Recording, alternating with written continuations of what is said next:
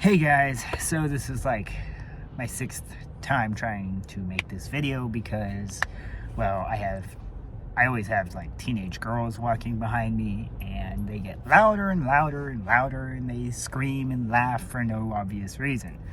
The last time I tried making this video, 2 girls got out of a car, saw that I was recording, and ended up getting even louder so they could be on camera. Now, if you want to be in a video with me, just say hi. Don't get obnoxiously loud to the point where I can't even function because you're being obnoxious. Anyway, so I thought today was going to be a good start to the day. Turns out I can't catch a break, and I haven't been able to for the last like 6 months or so. So there's a traffic circle between the 2 blocks that we live on, and so we're headed to the car. We were walking on the sidewalk going to our car, and this Cadillac sedan, super tinted windows, and they were so tinted you couldn't even see the person. You couldn't see even a little bit inside, and I don't think that's legal in Seattle, but I'm not sure. I don't know what their legal standpoints are, but it was super modded, super loud, and he just punches the freaking gas pedal and tries to do donuts around the traffic circle and ends up losing control.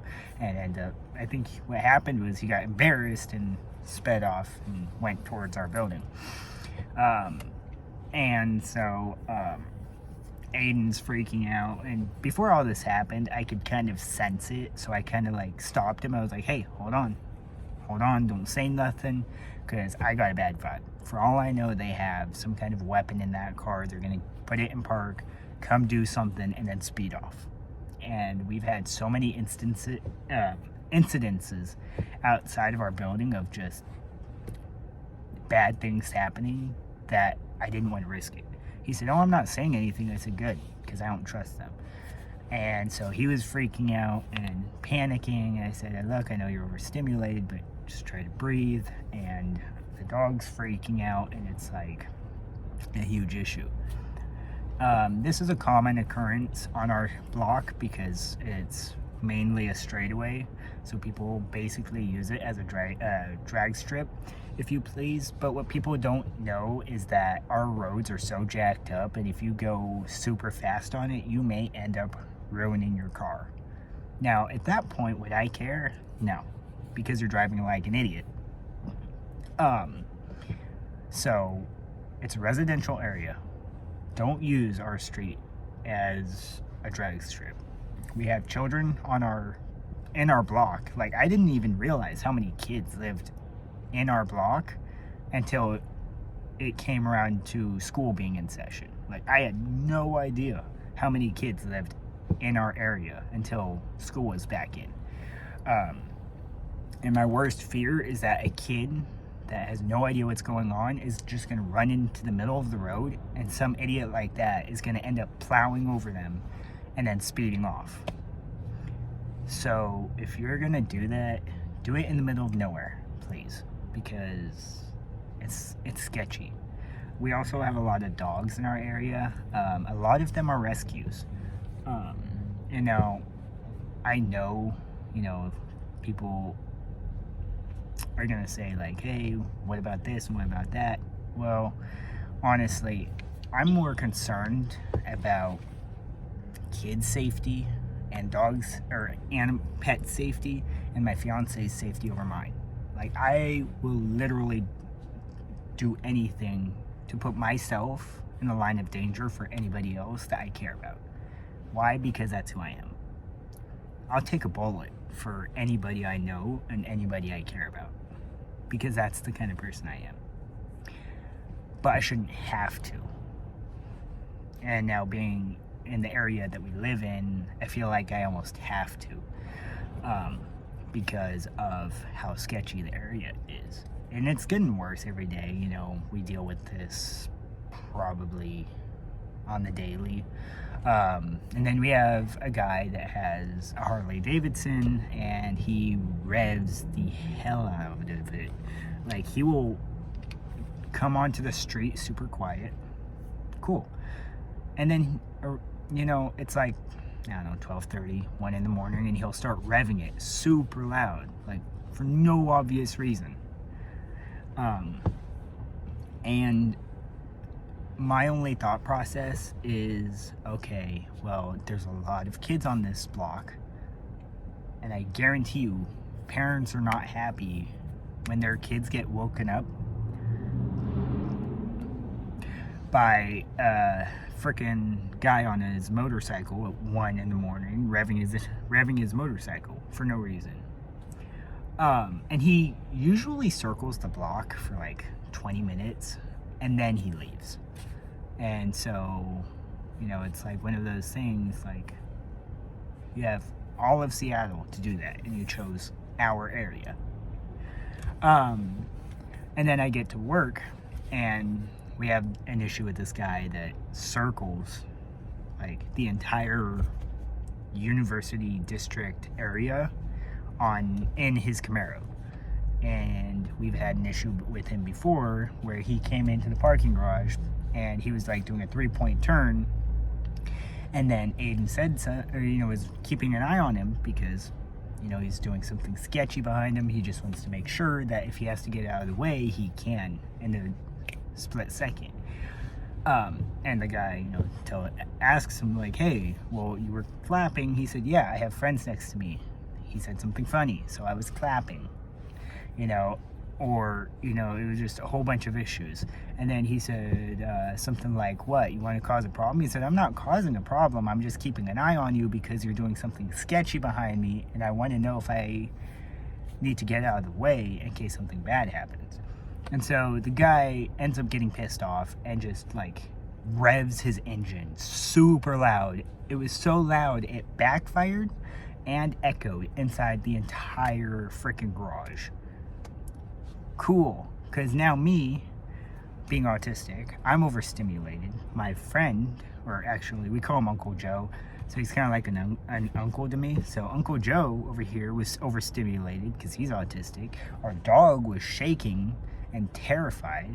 Aidan's adrenaline is rushing, and so the guy ends up speeding off and circling the area once again, and he does this every single day.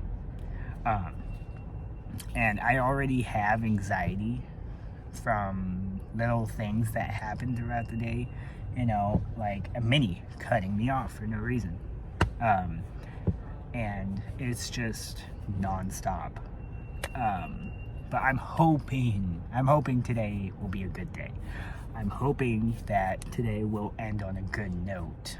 But the way these people are here, I'm not sure. I don't know. I don't know what it is, but people just don't have common sense. And, yesterday somebody revved their super loud car, and there was children coming up the escalator. I can't even say that right today. Coming up the escalator, and the parents literally had to pat them on the back. They were crying, they were screaming, they were scared. Like, again, this is common sense. There's no reason to rev your engine in a car garage where it echoes through every single level. So, one of the things that I like to do when I am driving through the U Village is I turn my music down, because I know what it's like to have somebody drive by and have their music up super loud as a kid and get overstimulated. So I try to like envision myself like, okay, what would I want them to do if I was that kid? And so I turn the music down. Or I try really hard to watch my language.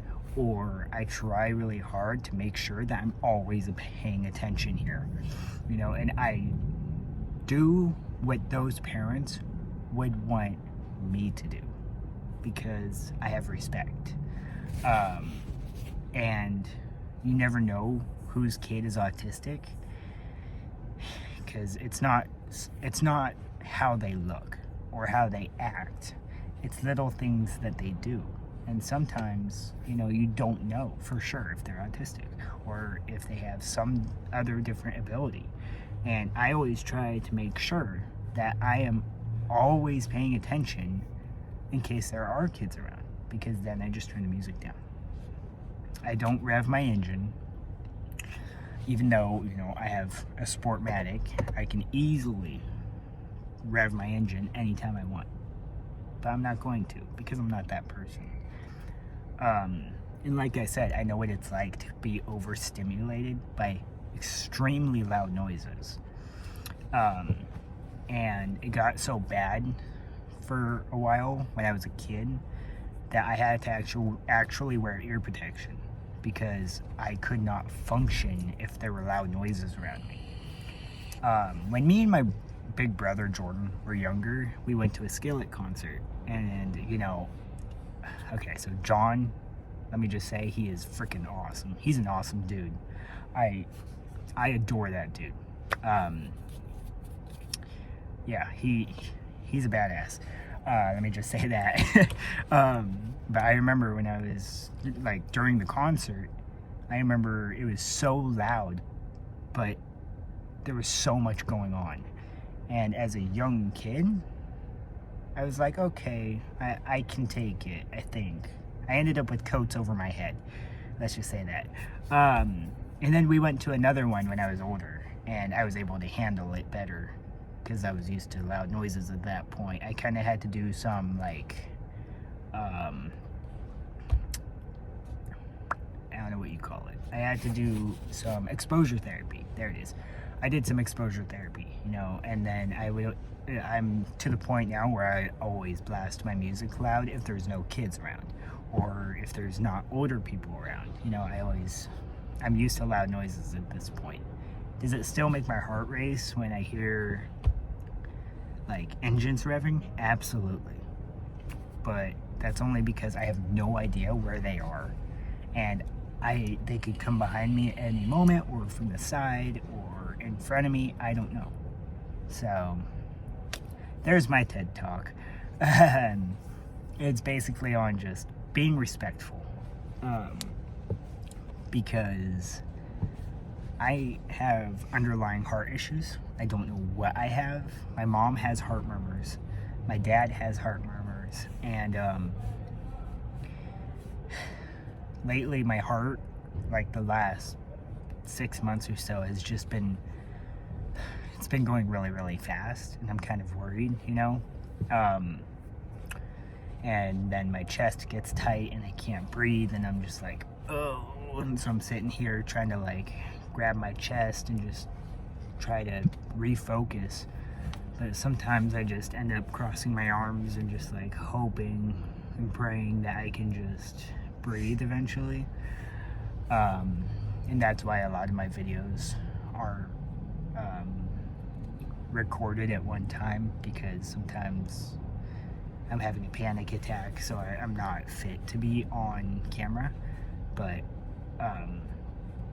I've noticed a lot that, like, crossing my arms and just holding my arms against my chest kind of helps. It's like giving yourself a hug, and it's one of those things that's really therapeutic. But I just need to remember that it's always going to be okay. I have a hard time with that. But yeah, so my anxiety is still super high, so if I rambled, I'm sorry. Not really, because then I actually get my thoughts out. I've been basically just focused majorly on work today and, like, other things, distracting myself. So this video, if nothing else, even if not many people watch it, I know it's out there for me to watch, because then I can look back, like, 5 years from now and be like, oh yeah, I remember that day. And then I can see how far I've actually come since this day. So if nothing else, this is like a journal for me, if you please. But yeah, so I love you guys. I might edit this one. We shall see.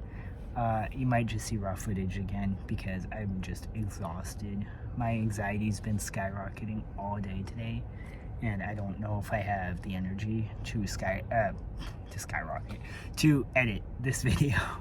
But yeah, so I'm going to be posting this video now, and then I'm going to be making a video. If I have a panic attack, I might actually record that. That way you guys can see like what I go through for panic attacks. But we'll see. Hopefully I don't have one today, but if I do, I'll try to get it. That way I can look back and see how far I've come. So I love you guys. Thank you for watching, and don't forget to hit that like button. Don't forget to subscribe, and I will see you guys later today.